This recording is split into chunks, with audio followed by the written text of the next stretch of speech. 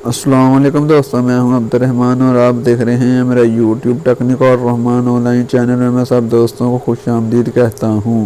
आज की वीडियो आप लोगों के लिए बहुत ही मुफीद और कारआमद होने वाली है। आज की वीडियो में हम आपको एक वाटर कूलर पंप को अपने ही घर पर रिपेयरिंग करके आपको दिखाने वाले हैं, क्योंकि आगे गर्मी का सीजन स्टार्ट हो चुका है, इसलिए आपको वाटर कूलर में पंप लगाने की ज़रूरत पड़ेगी। इसलिए हमने सोचा क्यों ना एक वाटर पंप को रिपेयरिंग करके आपको बताया जाए, क्योंकि जो हमारे कूलर में पुराने वाटर पंप होते हैं, हमने इसको मुकम्मल रिपेयरिंग करके नया लेने से पैसे बच सकते हैं। हमको नया नहीं लेना पड़ेगा, इससे आपको रिपेयरिंग करके आपके पैसे बच जाएंगे, बहुत सारा आपको फ़ायदा होगा।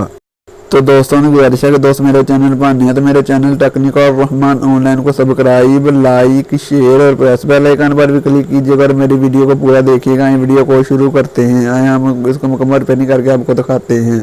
तो वाटर पंप को मुकम्मल रिपेयरिंग करके आपको दिखाएंगे और आपको दिखाएंगे कि कैसे इसको दोबारा तैयार करके दोबारा इसके साथ इसको इस्तेमाल किया जा सकता है, वो भी बहुत आसानी के साथ अपने घर पर बहुत ही मुनासिब कीमत में आप इसको रिपेयरिंग कर सकते हैं। सबसे पहले हम इसके स्क्रूज को ओपन करेंगे, स्क्रू ड्राइवर की मदद से ओपन कर लेंगे। फिर इसके कवर को उतार लेंगे और इसके कवर को उतारने के बाद इसके रूटर और इसकी सिलाई वगैरह को इसके अंदर से बाहर निकाल लेंगे। तो दोस्तों जैसे हमने इसको सिलाई और रूटर को अच्छे तरीके से इसके अंदर से बाहर निकाल लिया है, अब हम इसको अच्छे तरीके के साथ साफ करेंगे। हम इसको रेगमार या प्लास या कटर या पेचकस की मदद से हम कमर अच्छे तरीके के साथ साफ करेंगे।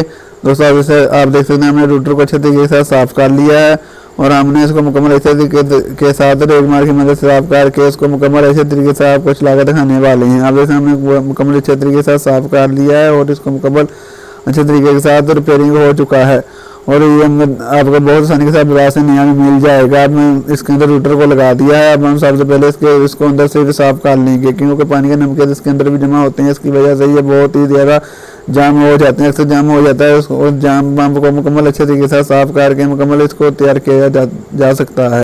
तो दोस्तों जैसे हमने मुकम्मल इसको ओपन कर लिया है, अब हम इसके अंदर दोबारा सिलाई को लगाने वाले हैं। हमने सिलाई को पेचकस या टेस्टर की मदद से इसके अंदर से पहले साफ कर लेंगे। हम सिलाई को इसकी मदद से लगाएंगे और इसको मुकम्मल अच्छे तरीके से लगा कर इसके अंदर फिर इसके बाद रूटर लगाएंगे। अब जैसे हमने सिलाई को इसके अंदर अच्छे तरीके से लगा दिया है, हम इसके अंदर रूटर को लगाने वाले हैं। हम रूटर को अच्छे तरीके से इसके अंदर लगा दिया है। अब हम 12 अडाप्टर के जरिए इसको मुकम्मल चलाकर आपको दिखाने वाले हैं।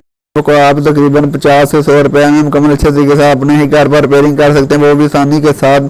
इसको किसी जगह पर ले जाने की ज़रूरत नहीं पड़ेगी, इसको या किसी मैकेनिक को आपको इसको पैसे देने की ज़रूरत नहीं पड़ेगी।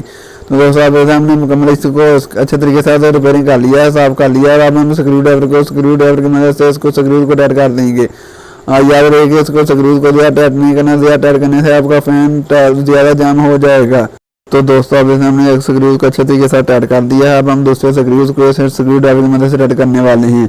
तो आप दोस्तों देख सकते हैं हमने तीसरे स्क्रूज को इसके स्क्रू ड्राइवर की मदद से टाइट करेंगे।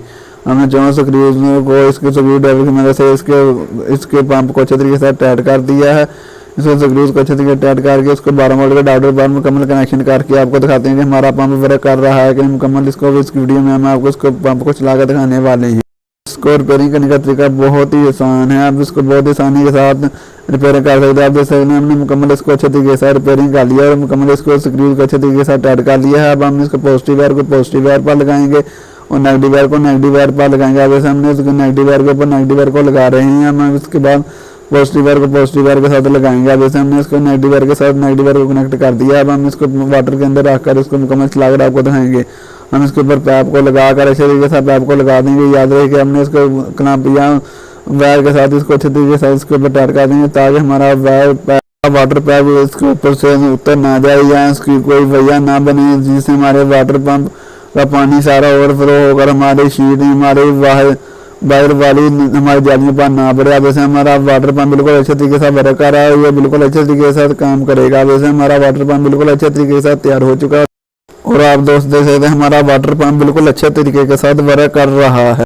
तो दोस्तों से गुजारिश है कि दोस्त मेरे चैनल पर नहीं है तो मेरे चैनल टेक्निक और रहमान ऑनलाइन को लाइक, सब्सक्राइब, शेयर और प्रेस बेल आइकन पर भी क्लिक कीजिएगा। मिलते हैं अगली वीडियो के लिए, तब तक के लिए अल्लाह हाफिज़।